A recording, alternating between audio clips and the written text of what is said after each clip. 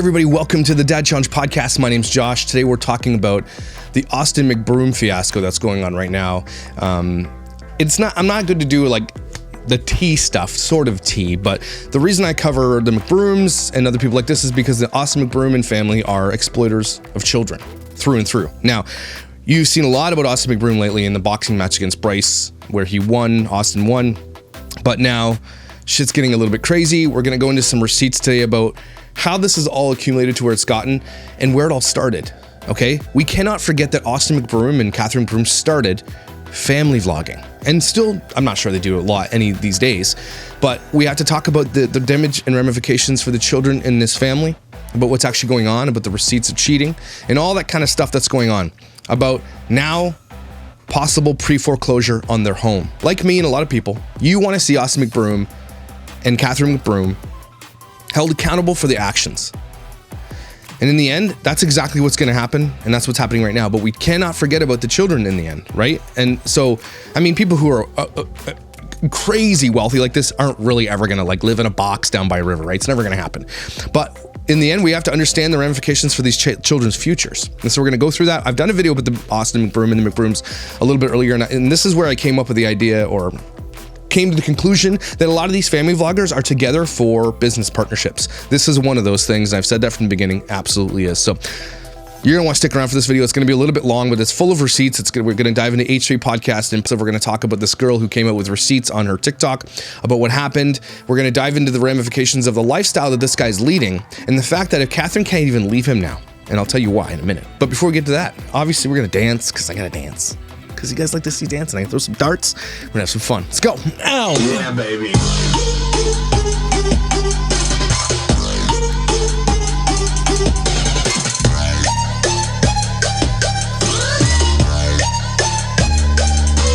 Hey. Woo.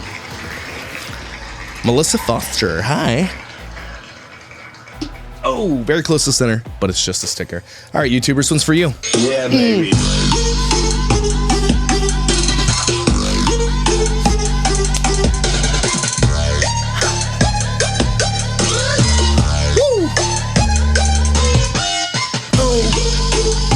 King Sam. That's King Sammy on the shirt. Lisa Brown. Oh. All three. Let's go.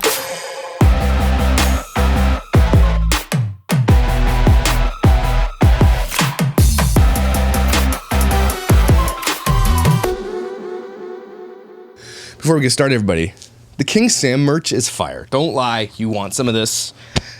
Head over to my Teespring store, order a King Sam shirt today. Help support this channel, it really does. And if you buy me coffee, help support this channel as well. Watching it helps support the channel. All that good stuff helps me to get my voice louder, which then allows me to get this common sense message out to people. I think that is what it is. It might not be to a lot of people, but it's common sense. To not exploit your kids, to lead lives like this Austin McBroom and Catherine McBroom have like put on themselves. Okay, so I got some notes I'm gonna be looking at just so you guys are aware. First, let's listen to my boy Sloan. If you guys don't know who Sloan is, he is the Prince of YouTube. I gave him that moniker. No one else calls him that, but I think he's the Prince of YouTube. Sloan and I have had conversations in the past. We talk, we chat a lot about what's going on in the tea world because he's my connection to the tea. If I ever need to know something, Sloan is your guy. Head over to subscribe to Sloan, and congratulations to Sloan. He's at 408,000 subscribers. When I started at 900 subscribers, he was at 50,000. So this guy has kept his integrity intact. He's kept everything intact, and he's giving you guys the tea that you want, and he covers it with like heart and soul. I love Sloan.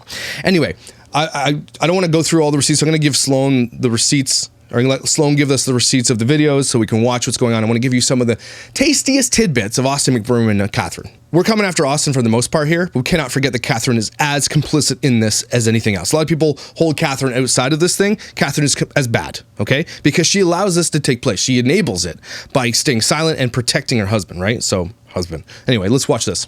There was one TikTok that he put out with Elle, and it was really inappropriate. Pretty much the idea for it was that he ran up with Elle, she started twerking in front of him, and he got mad and chased after her. But, like, in reality, it's really weird to think, like, okay, that storyline or that type of TikTok would make sense if you had like a 15-year-old daughter. But Elle is 4 years old, so I feel like she shouldn't even know what the word twerk means. Preach it, Sloan. Again, Sloan is absolutely right here, okay? He's talking about a little girl's twerking. Again, when it comes to famous couples, their kids end up being groomed in a way that accepts themselves to this lifestyle that they've led.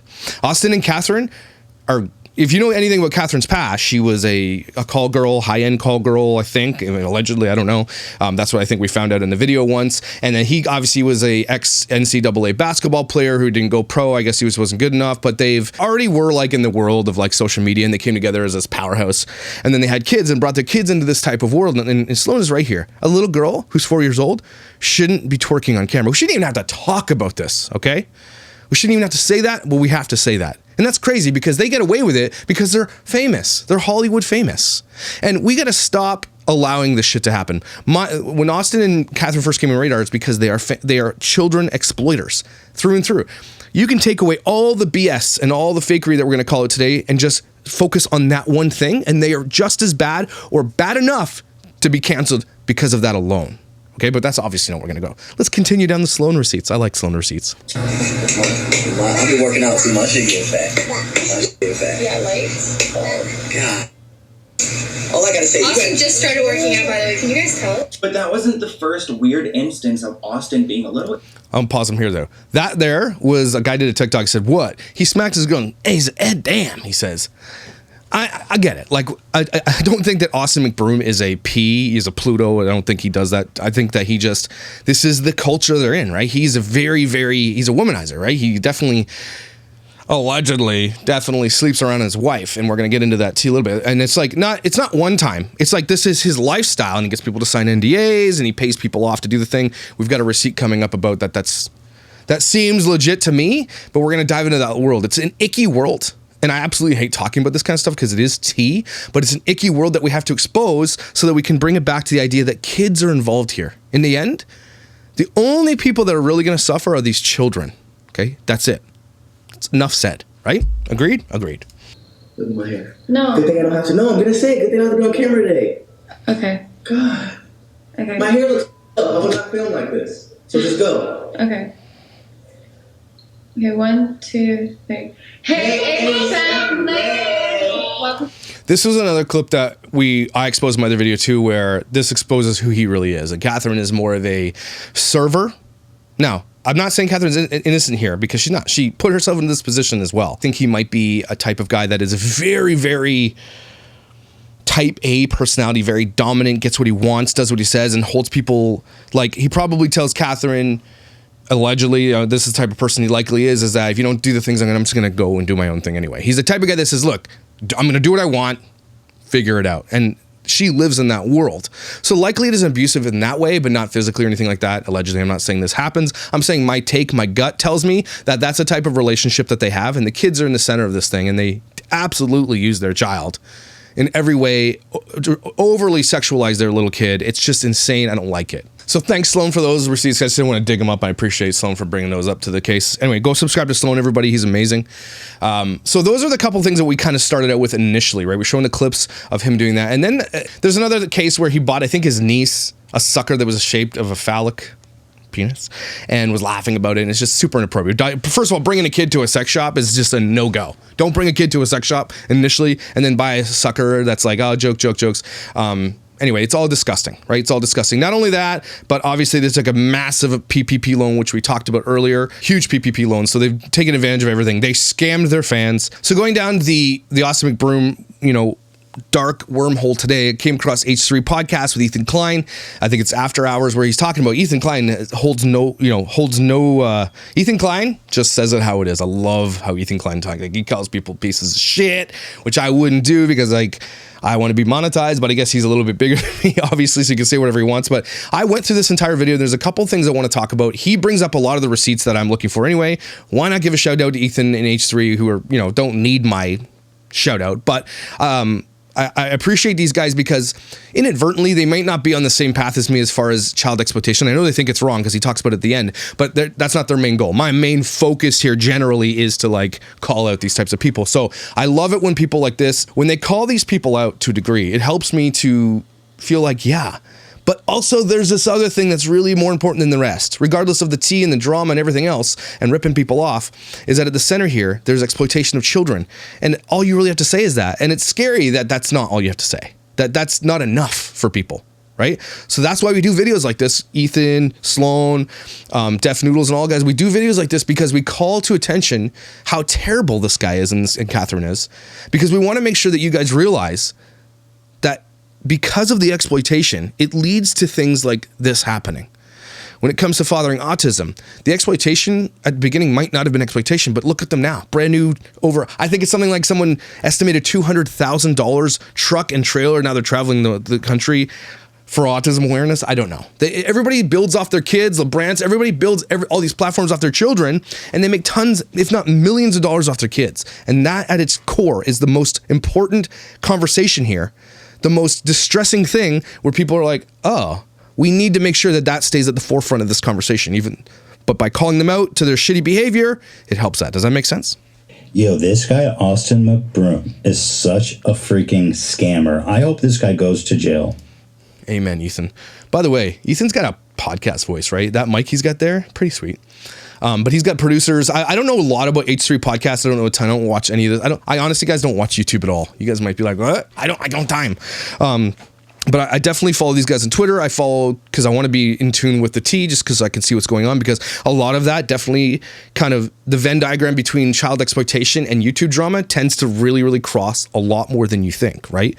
So he's talking about all of the problems with Austin McBroom, and let's go through the receipts he has and we'll hear this. This is the guy. We did a content core about him. He's the Ace Family guy. All right, so Ethan's about to show here. Austin McBroom had this pool, this infinity pool. This is a $10 million mansion. I think something like that's insane. By the way, this, if I got the documents right, his house, Austin McBroom's house, is in pre-foreclosure right now, which is absolutely insane. So we're going to talk about that in a minute. I just wanted to say that this house you're about to see is in pre-foreclosure, okay? Austin, no! Yeah, he was flooding his whole neighbor's yard because he put a jet ski in his pool. So you can see that Ethan's talking about. You can see the mud pouring down into his neighbor's yard. And I mean, they live in a very affluent area. I'm likely they were sued. But they don't care. All these people have lawyers on retention. They pay off the thing, whatever. The thing about rich people and people like this who live vicariously in the world like they're still kids is they didn't grow up properly, right? If you're any sane adult who has children, who is now a father and a mother, don't do this shit. This isn't normal behavior, okay?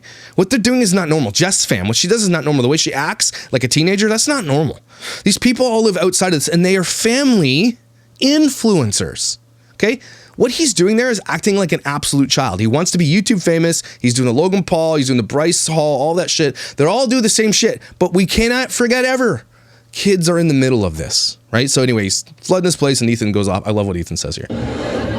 And water, you can see there's like a mudslide occurring, and his neighbors are screaming, "Stop!" And you can hear it in his video. You can hear it down. The guy is just the worst. What a douche. And Catherine's like, oh my God, the views we're going to get off of this video. Stop. I want to highlight here Catherine McBroom.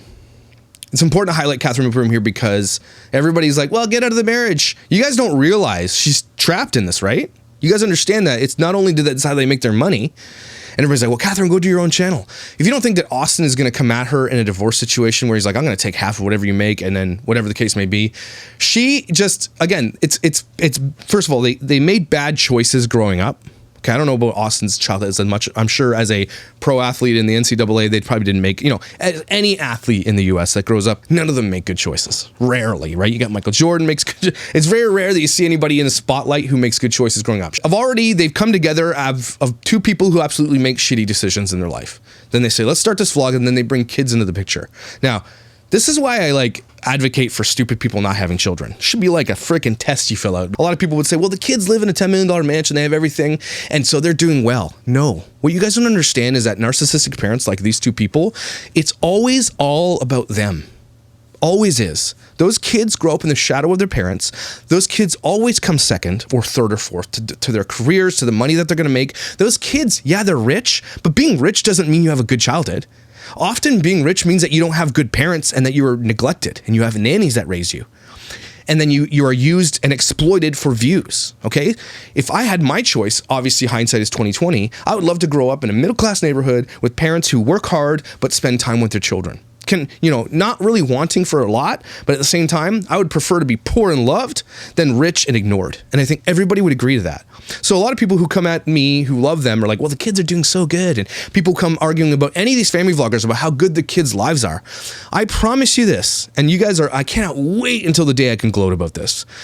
A lot of those kids do not like this life. I would say most. And when they get old and come of age, they're going to be like, what did you put on the effing internet? That's what's going to happen. There's going to be lawsuits. There are going to be kids who leave their parents. Their relationships are going to be burned. It is not, none of this. Nobody on the vlogging sphere, none of this is conducive to good parenting or good childhood. None of it. You come at me with an argument that says, oh, this might be good. Sorry. None of it is good. This is going to be a rant one, just so you guys, I'm ranting the shit out of this podcast. I love the dual perspective of this telephone. Stop! He's doing it on purpose too. His neighbor says stop and he keeps doing it. He must have beef. You know what? Austin doesn't have any real friends. Catherine probably has a few real friends just because she's like, oh, woe is me. But Austin has nobody close to him. That's why he parties with his dad and his brother. By the way, his brother allegedly now has, if I'm right about this, is living with Austin because he's been kicked out because there's abuse allegations and everything else. They're broke. He's living over there and now they're in pre-foreclosure. So not only is this guy, his whole circumference lives in this debauchery lifestyle. Like the dad, if we are right about this, was partying and doing things with women in Miami like he was. And his dad is his handler when he comes to these times. Sign this thing. Give me your phone. No documenting this stuff. And there's like receipts galore. And so there's nobody around him that's holding him accountable. Nobody around him that says, do you realize what a shitbag you are? Nobody. And even if they did, he wouldn't want them in their life because these people live in echo chambers where like, I like what I'm doing. Or they pay off their friends or what the case be. They have no friends. Let's be real. They have people that they hire that are around them. They have entourages, right? Nobody is their friend.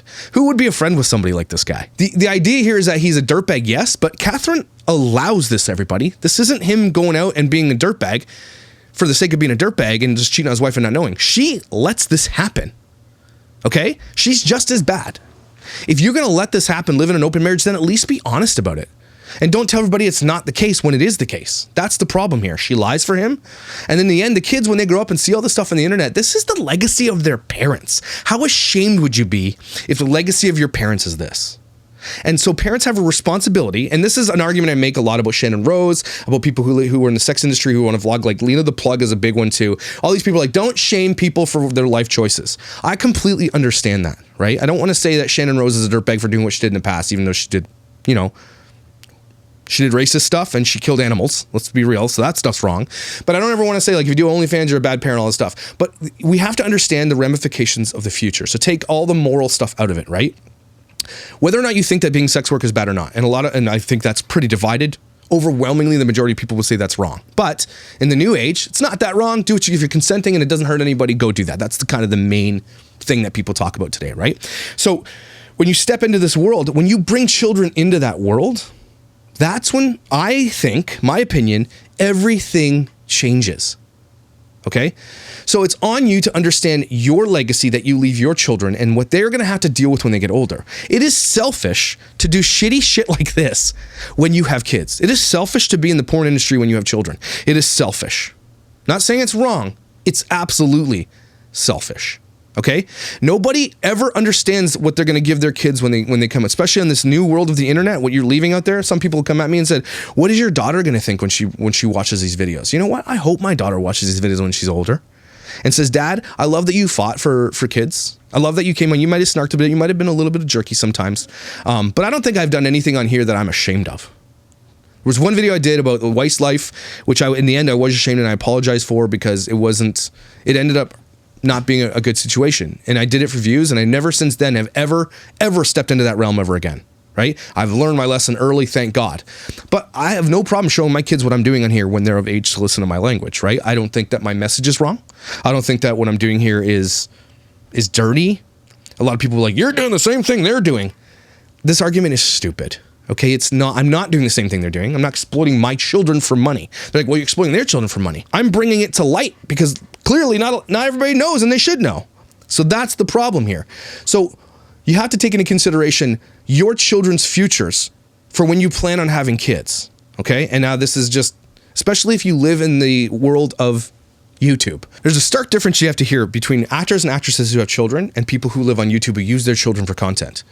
We rarely know about actor and actresses' kids, right? They pay a lot of money to keep their kids protected, like they do. You might know the names of like Kanye and Kim's kids, but you don't know a lot about them. They don't really exploit them, thank God. I'm surprised they don't. But there's a big difference between the kids being the stars and the kids who live in privacy, who live affluent lifestyles. I don't know where I'm going with that. All that to say is that the legacy he's leaving for his children is shit, is what he's doing. Those kids are going to have to grow up knowing that their dad was a complete and utter D-bag. The one thing I will give Catherine McBroom probably props more than I'll give him for is that she literally probably is the parent. This guy is just he walks in, hey, what's up? Walks out. We allegedly know that he lives on the other wing of the house. They come together for their vlogs and then he goes back because they're not actually married.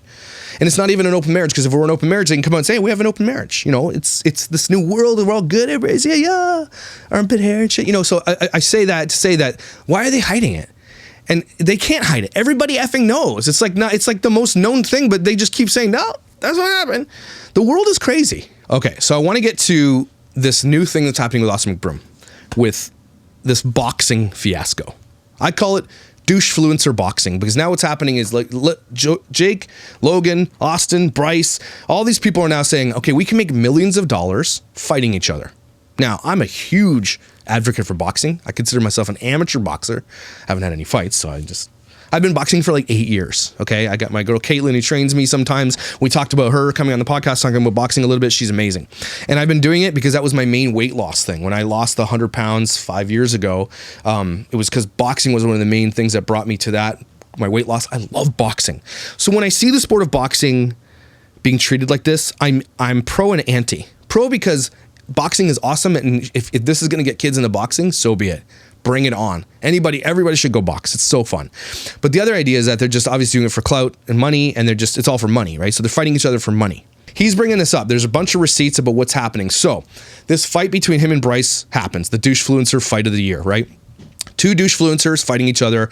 I was rooting for Bryce because I hate Austin, but Bryce is also just as big as a douchebag as Austin. They're just the most, you couldn't find two douchier people on the earth. Like, it's very hard to find douchier people, right?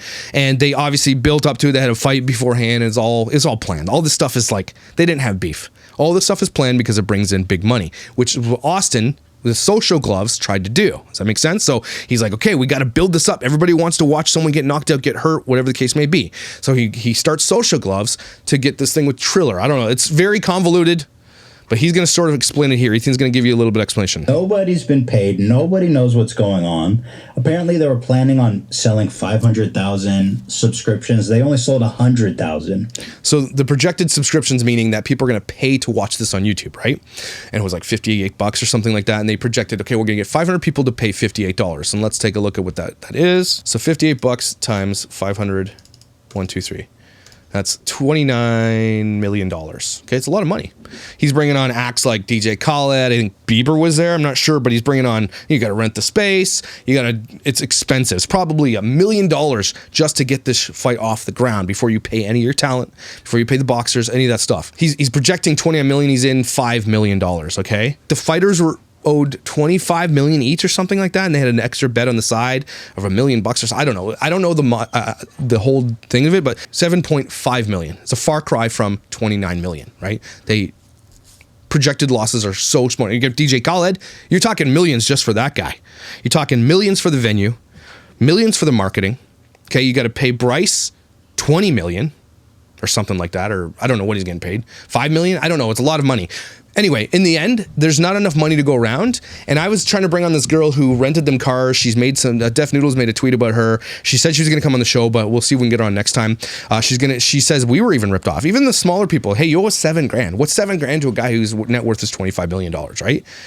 And that's the case, right? So the whole thing that protects these people is their LLCs. They are incorporated to a degree that if something happens to their business, like the Blue Cat Productions or LLC, whatever they call it, or Social Gloves, if that entity gets sued, all of Austin McBroom's private money is safe, right? It's safe because he's got all this, he's got teams of lawyers and everything else. So all his businesses could go bankrupt, but Austin McBroom still keeps his money, and he doesn't really have any skin in the game.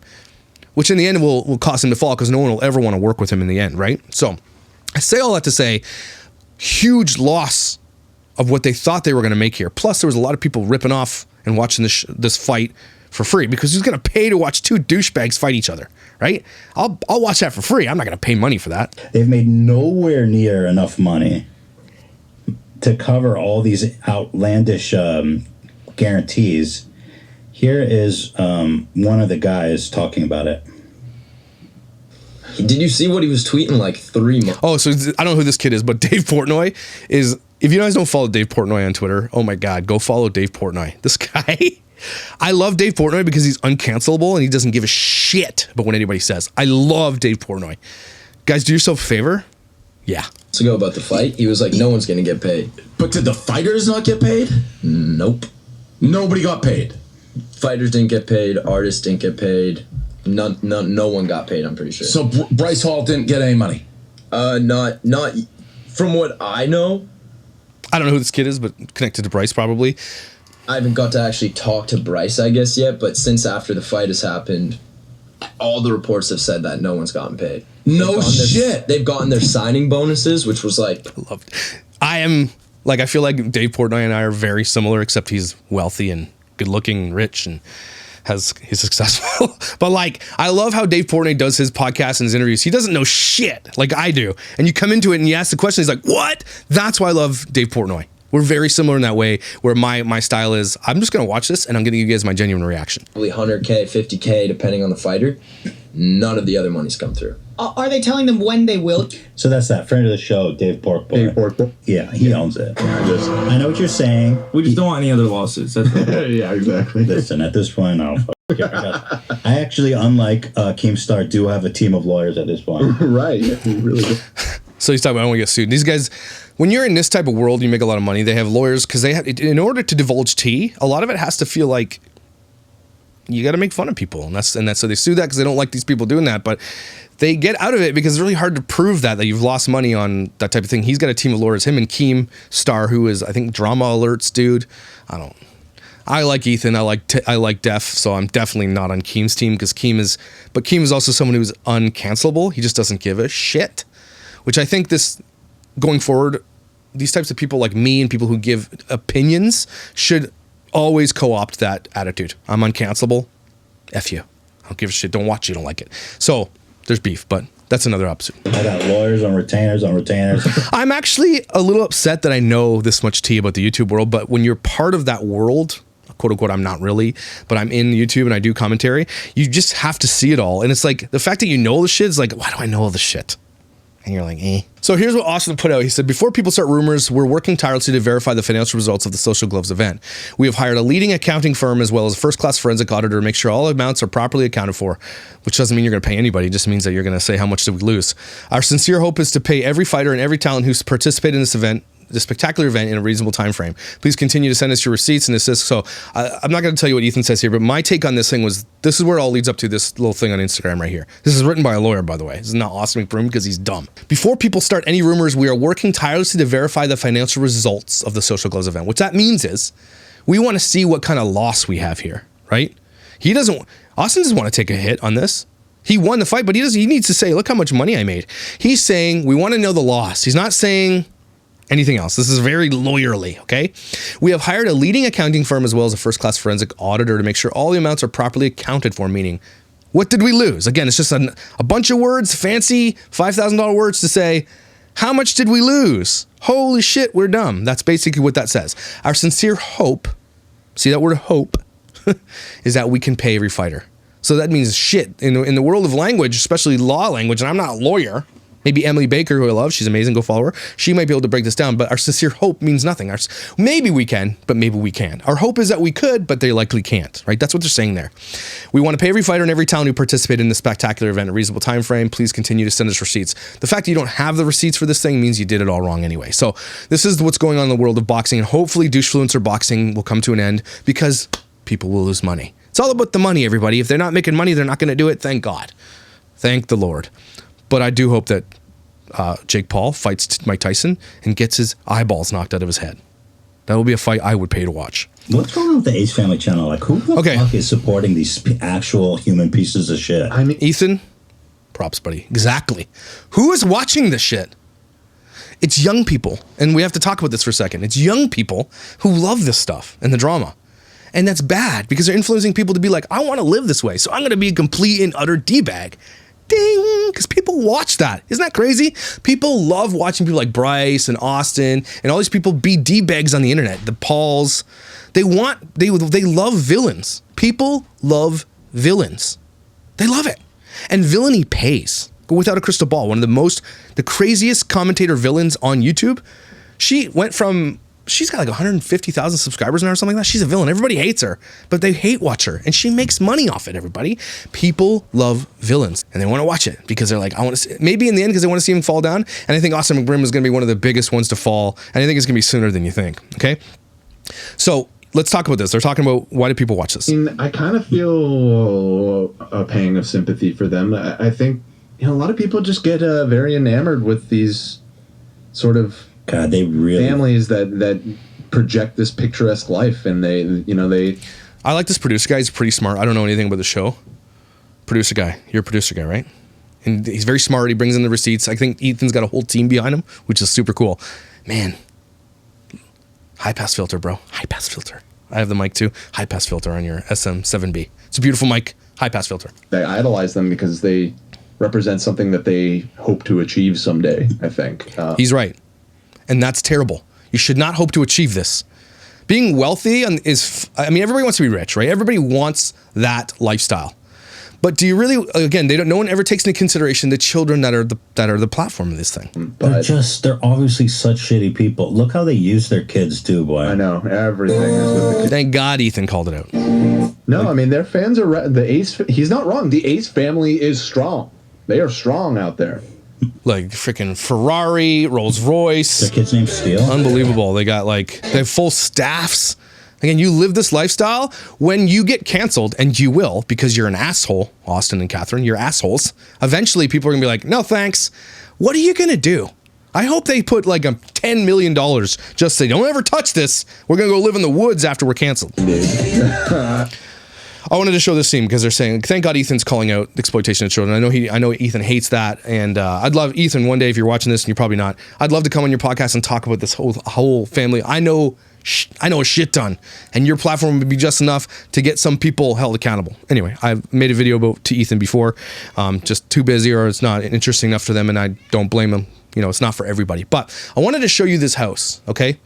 They live in the hills in LA or Hollywood, or I don't know where the hell they live in, somewhere in California, right? That's a $10 million mansion they custom built, or they renovated or something like that. He lives on one wing, she lives on the other wing. They've got a full staff. They pay lots of money. They travel during COVID. They get PPP loans. All that to say, leading up to this whole thing, that this house, WFG National Default Services, recording request by TD specialists. So they're with TD, and it says here, the case number, loan number, all that stuff's there. Notice of default and election to sell under deed of trust. Note, there's a summary of the information in this document attached. It says, so it's important notice. If your property is in foreclosure because you were behind in your payments, it means be sold without any court action. So the bank is going to say, we foreclose. The bank takes your house and sells that shit because they need to get out of the debt itself, and they'll sell it for a very low cost, right? They'll take hit on it to get out of it because Austin is not paying his bills. Austin is worth something like $20 million. They make millions upon millions upon millions of dollars a year. Why are you not paying your mortgage? This amount, $8,722,994. This amount, $8,722,994.29 as of 5/21/21 will increase until your account becomes current. While your property is in foreclosure, you still must pay other obligations such as insurance, taxes required by your note, blah, blah, blah. Upon written request, the beneficiary mortgage will be given a written itemization of the entire thing. His house is in pre-foreclosure, which means if he can't pay soon, it's going to go into foreclosure. So basically they're saying you can sell it now. We'll give you an opportunity to sell it and pay off your debts, or we're going to take it. So what I'm not understanding is what's kind of scaring me about this whole thing with Austin McBroom and Catherine is that the two kids here are going to suffer the most in the end, right? Got Ferraris, Rolls Royces, everything. Why is he not paying his mortgage? What is going on? Is this boxing thing to the point where he owes now $30 million? right? Is he going to be sued into oblivion? Is he just hoarding his money? Is he putting it somewhere else? Do they have all of their money out in other ventures and none of it is liquid? I don't know. Likely. He's worth $20 million because he's got $1 million cars. He's got $10 million mansion. They travel. I'm going to make the allegation here today. The McBroom family is broke. Right? Notice of default in election to sell under deed of trust. If you have any questions, remember, you may lose legal rights if you do not take prompt action. So, like, I don't know if they've taken action since this was released, but I didn't see anybody else put this on the internet. And thank you to the person who wants to stay anonymous, I think, who gave me this information. I really appreciate you tweeting this at me. Actually, no, I'm going to shout her out because she did. So, shout out to Sharon on Twitter. She's on my, I made a thing about this. She gave it to me. And then Allie also said she DM'd me the original, slightly more clear images. I appreciate Allie and Sharon on Twitter for sharing that with me. Shout out to them. Go follow them. Really appreciate you guys. And so, yeah, I'm going to make the allegation again. These people are broke. And how do you get there? Right? You get there by being a-holes. First of all, by spending your money like water, because you're like, look at the flex. And we talked about this with Brianna's video yesterday. We talked about the flex factor with these family vlogging channels. Look what we have. You can't have it, but I'm going to watch you because I'll never be able to achieve that. So the reason I love Entourage, the show, because you get to see, you love to watch rich people spend money. There's something psychological about it. Everybody likes to see what they can't have. And it's such a weird thing because it makes you honestly feel bad about yourself that you're never going to be able to achieve that which you want, but you watch other people have it. It's so weird to me. A lot of the comments that people make about me or the argument they make is, you're just jealous of these people. I'm not jealous. One thing I've made clear is I love my life the way it is. I don't think I'd ever want to be famous. Never. No, thank you. No, thank you. Do I want my kids to go to college, have a good life, but I want to be in their lives. I would never forsake my family for this type of fame. It would never, ever happen. Okay, but these people have completely forsaken being parents, good parents, okay? Forsaken their child's privacies, given away everything, okay? They spend like crazy. They travel during COVID. They take PPP loans. Austin McBroom is likely going to be maybe put in jail for the PPP loan thing on its own. Him and Catherine. On its own, they might be put in jail for that. But you know these people have teams of lawyers, so rich people don't go to jail. Not for these types of things, and you know it. It just doesn't happen. So the reason I talk about this whole thing is because right here's where we land. A lot of people are asking, well, here, I'll show you where we land. We land on this video right here. This girl, I don't know who she is, I don't really care. We're going to talk about it a little bit here. By the last video, you know exactly who I'm about to talk about. Anyway, so a couple months ago, I get a DM from him on Instagram, just asking me if he could send me stuff from his clothing brand. I want to stop here. And I'm not defending Austin. Don't think I'm defending Austin, everybody, because Austin's a D-bag. Why are people like this famous? Why are these people influencers? Half of them don't even have an education. Please, more doctors, more lawyers, more teachers who are awesome, more regular people who do amazing things in life. Please start TikToks. Please start Instagrams and talk about the amazing things that you do in your lives. Please stop making dumbass people influencers because they have no business influencing anybody because they're stupid. That's all I'm gonna say here. She does provide receipts, but we're gonna dive into it a little bit here. I was like, of course, like I knew who he was. Like I had never talked to a celebrity. Like I was pretty new to doing like collabs and stuff at the time. First of all, she looks like she's 18, so I was like, oh my gosh, he really just messaged me. Like I was just like stoked. So here was our conversation on... Let's read it. Yo, hope all's well. I want to send you a package from a new clothing brand company, Bananas Monkey. So he's got like, not only do they have like clothing companies, juice box companies, they have so many companies and all of them fail. Because he's trying to use his clout to be like, buy our shit. But nobody wants to buy shit because he's an asshole. I think Catherine has a makeup thing that's pretty successful. They make money hand over fist, which is why I'm going to go back to this whole folklore. What is going on with this pre-foreclosure? What is happening? He's flailing. Part 3, so we pull up to a house, and I'm like... So I'm going to save you guys the friggin' eye rolls from this idiot. He invites her to come to a brand deal. Here's the address. She pulls up to a house. This is the Miami house. I think they have a house in Miami, or they rent a house where all the debauchery parties happen for Austin. Everybody signs agreements, all that kind of stuff. She clearly didn't sign an NDA, but... Have I really been this naive to not know that this was what it was the entire time? So she just admitted here. She's been naive. Okay, she pulls up to that. She's like, oh, this is what it is. Okay? Initially, and this is an influencer who likely influences young women. girls, teenagers, and she's giving this tea out there, okay? And good, because she's calling him out, but there's another aspect to this whole influencer lifestyle. She's telling everybody, I had bad vibes, but... Anyways, at this point, I'm still kind of oblivious, and I'm just like... You're not oblivious. You just admitted you're not. Okay. This is an influencer. I mean, we're just talking business, because in the car, we had just talked about, like, other brand deals he might get me and all these other things. And so Austin's using, and again, this is where it gets a little bit dangerous for people in this world. Austin uses his clout and his fame and to say, hey, look, I can get you brand deals. I can get you on this and this and this. This happens all the time. This is what happened with, I think even Chris Ingham, with all these guys who say, I can do something for you. They use that as a thing to, like, that's their fish. That's their bait, right? And she's like, oh, I get brand deals. Let's go meet at this house. And so he's using his power over her, which is inherently bad too, right? She's an adult though, and she has to say, no thanks.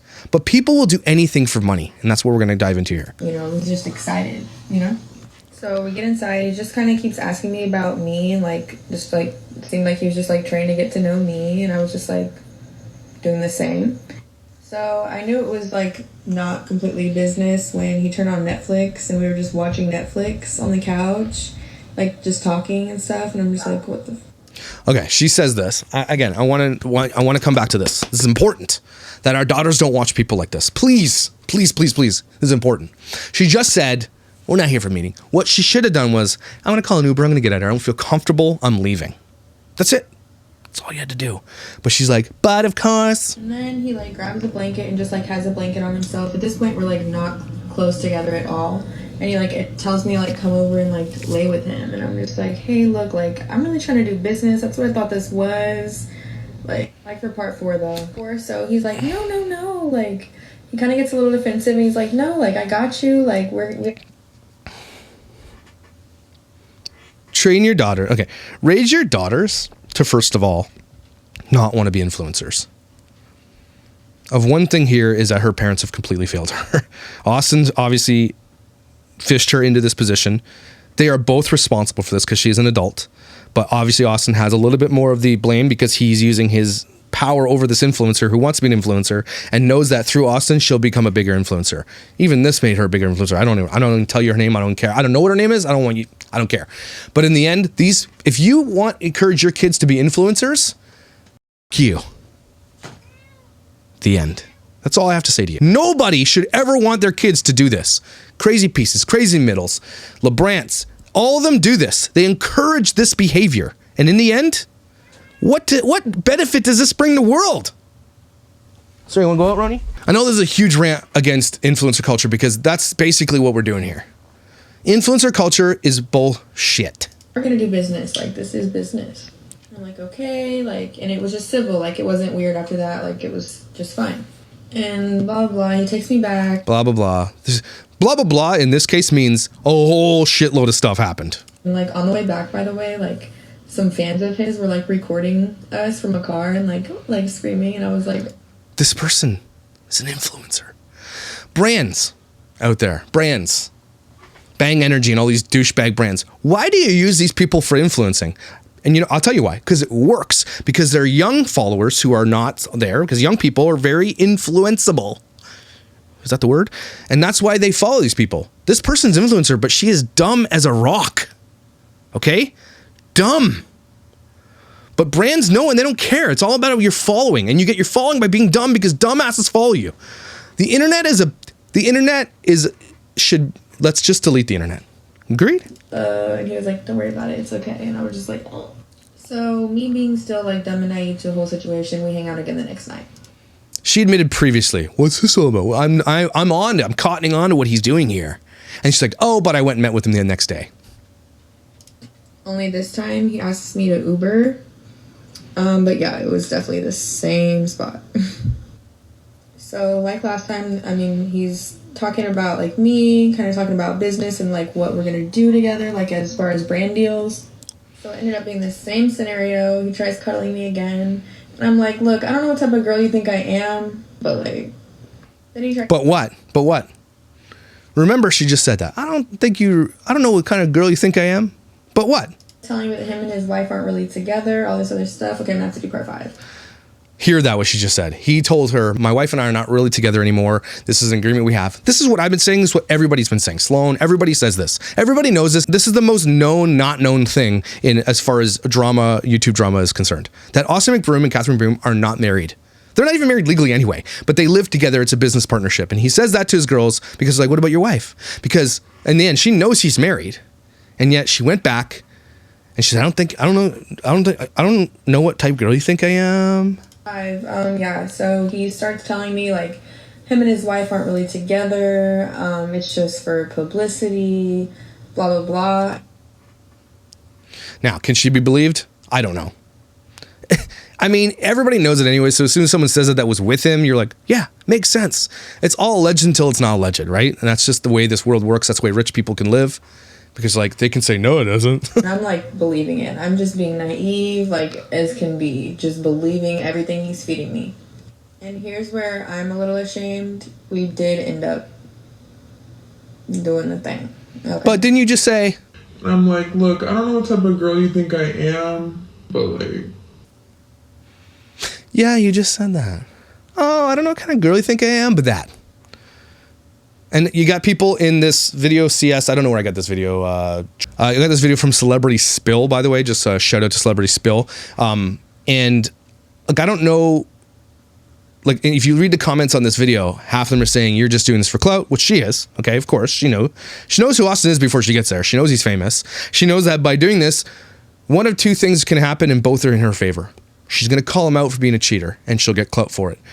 Or she's going to get brand deals and have a partner in this agreement or a boyfriend on the side that's going to help her get bigger.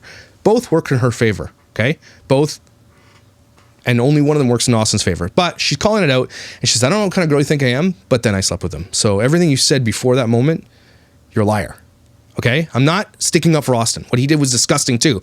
But it takes two to tango, and it takes these people, these influencers, who are now out there telling their story like this to other young girls.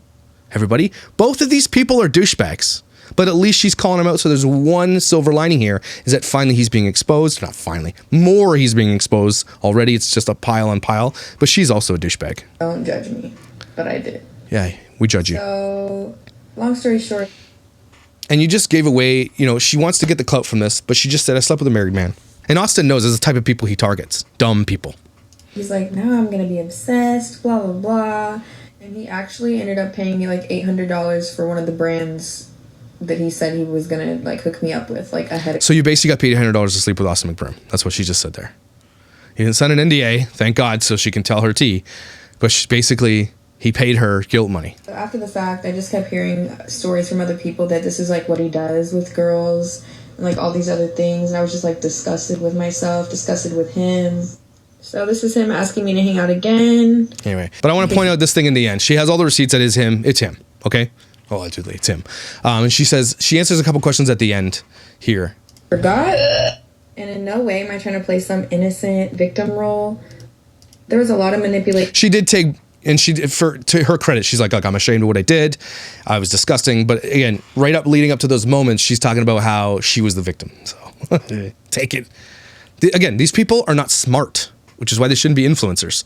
You can tear down every argument anybody these people make like that. There's no logic to what they say, which is why it's so easy to break it down.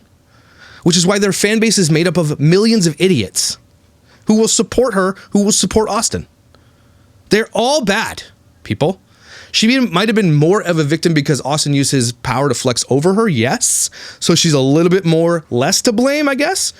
But Austin here is the main thing, but she absolutely still went in all guns a-blazing looking for fame. Because in reality, you shouldn't be DMing girls in the first place about business when in reality it's for something else. Cut me some slack. Okay.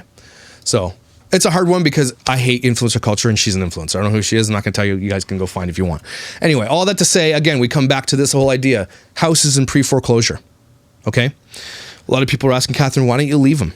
Secretly, she has friends that says, F him and leave him. You know she wants to. You know Catherine McBroom does not want to be in a marriage that is dead, where she is the victim, or plays the victim, but has added to this whole lifestyle that they lead. She reaps the money. She's more the parent than he is. She's the one that gets the short end of the stick all the time because he's out partying and getting girls pregnant and everything else, allegedly, and doing shit like this, where she has to be here. But she chose this lifestyle, everybody. She's just as much to blame as he is. Nah, I can't say that. I'll take that back. He's way more to blame, but she's like 30% of the blame because she still enables it and allows it to by protecting him and standing up for him. Here's why Catherine McBroom will not leave Austin McBroom. Because at this point, if it's true that this shit's in pre-foreclosure, that they owe $30 million to people, and they're only worth, they have liquid assets of maybe, let's say, a few $100,000 or $1 million. Let's say be fair and say they have a liquid $1 million. Okay, liquid, meaning they can take $1 million out and buy something. They do not have the assets to pay off the debts that they're into right now. So that's why their house is in pre-foreclosure. The reason why Catherine won't leave Austin, there's a few, my gut tells me, it's because he's going to make a big giant stink about it. He's going to be the one that gets all the drama tea out of this and makes money off it. She's going to move on, and all they have now to split is debt. They don't even have anything to split. Their house is now being pre-foreclosure. They don't even have that to split up. All the cars and stuff they have likely leased. Okay? They don't own the cars, they lease them. Rich people don't own it. Rich people know because they have financial advisors telling them, do not buy a depreciating asset. And a vehicle is a depreciating asset. Okay? They lease them. That's what they do. And then they get a new one when they're ready. So they really don't have what you guys think they have. And all their failed business ventures and all that shit, and all the lawsuits they likely have had that you don't even have even heard about, have brought them down to this level now where they are so much in debt that they can't even separate, because all they're going to do now is create way more tea in the world that's going to make fun of them. Okay? They're going to separate and divorce, and they're going to be able to split up debt because they don't have anything anymore. Right?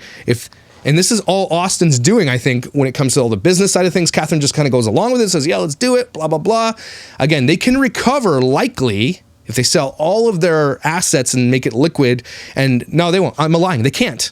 Because to sell an $8 million mansion, it's going to take you a long time. And real estate takes a long time to sell a house that expensive. You're going to have to take a cut. You're going to sell that for $6 million. Okay? They paid $10 million for it. They're going to take a cut there. They get rid of their leases so they don't have massive, they're not paying $2,000, $4,000, $5,000, $6,000 a month for the vehicle. So that's one thing. They have no way of coming back from this, is my allegation right now. They are effed beyond belief. You're going to see articles of filing for bankruptcy very soon. They're going to, we're moving. They have financial advisors that are going to help them get to there. I don't know if they can recover from this. And again, this is why they won't divorce. But as soon as this kind of settles and they figure out how to get out of the bankruptcy and all that kind of stuff, right, you will see a divorce. Because at this point, it's not financially advisable for them to be divorced because they're just going to split debt. So if either of them go to a divorce lawyer at this point, which is likely going to be Catherine, the divorce lawyer is going to say, if you split from him now, all you're going to do is split debt. And you're both going to be effed. You might as well stay together, save the divorce cost at this point, do this business thing and try to get out of this before you go back and before you do this divorce thing, right? Because it's going to come to light. There's going to be way more receipts. There's going to be something that's going to be a smoking gun at some point, even if that's not a smoking gun, but there's going to be a smoking gun eventually, right? You know it's going to happen. This guy lives such a debaucherous lifestyle that eventually it's going to be completely smoking gun and he's going to be shut down. And Catherine is going to be right in the middle of the crosshairs because she has enabled it. And maybe she lives the same debaucherous lifestyle. But again, in the end, coming to a conclusion in this video, sorry it was so convoluted and weird in so many different directions. Who suffers the most? The kids. The kids who now have been on the internet, who are famous in their own rights, have millions of subscribers on Instagram themselves, are worth millions themselves. They are the ones who are going to suffer from this. Because they're going to be able to look back on this lifestyle their dad led and said, look at this asshole. So he's not going to, like, when these kids come of age to, like, understand, this guy's going to lose a relationship with his children. He doesn't give a shit. Catherine likely will stay in their lives, but they're going to see that she enabled this too, and that they did anything in their power to make money. And these kids are going to come out in 10 years and say, no, done with this shit. Okay? The kids end up being hurt. Exploitation. So in conclusion, at all levels, the children in all of these family vlogging atmospheres that where there's hundreds, if not millions of dollars involved, the children are always the ones at the highest risk, the ones who are going to hurt the most, the ones who are going to get demolished the most, the ones who have the most to pay for, even though none of them had anybody's consent to do that with their lives. Does that make sense? Thank God Ethan and people are calling out this guy because eventually they want to bring him down. But I feel really bad for these kids, and we all should. And even at some level, I know that CPS can't do anything because CPS is a piece of shit as far as their hands are tied. People who work for CPS are not, but CPS as a whole, especially in California and Arizona, all these people, they're garbage. Okay, we're gonna cover a YouTuber who abused their kids and CPS knew about it and then they still killed it's crazy. Insane. Okay, CPS has nothing. But in the end, these kids would be better. I swear to God, I know you guys are like, no, they're not better in foster care. They're not. They're not going to be in foster care. These kids need to be taken out of this care of these dumbass people and put in care of the grandmother that's more responsible, maybe another relation that's not in the public eye, something like that, and need to get out of this situation. They need to be taken from these abusers and put somewhere safe. I said it. I don't care. Thanks Sloan, thanks Ethan from H3, thanks Def Noodles for covering this stuff and staying diligent on it. I hope that I've added to I hope my voice is added, not taken away from the message, but my message will always be clear. Stop effing exploiting kids. Okay? Whew, take a breath. That was a long one. That was very gross and dirty and yucky, but I hope that you got something out of it and that you're more educated on this and that you know now when people come at you and like, why do you hate family vloggers? Here's why I hate family vloggers. Because look what it turns into. This is like a case study in what happens when you involve fame, money, influential culture, and then you add kids to the mix. This is what happens. And this is what they're all striving to be. They all want to be this big. They all want to live like this. Okay? What else would they be doing? Why else would they try to grow? Why else would they change their content? Why else would they give away information they shouldn't be giving away with their kids? They all know it means money in the end. And that is the most disgusting thing. And everybody who stands up for these people need to know that it is the most disgusting thing to watch people and support people and pay money to people who exploit children. I'm looking at you, Following Autism fans. I'm looking at you, LeBrant fans. Looking at you, Ace Family fans. If you support this, and I can't blame the kids who follow them because kids are stupid, but I can blame the adults. Cool? All right. Breath. Whew. You're beautiful, gorgeous, valuable. Follow me on Instagram and Twitter, and I will see you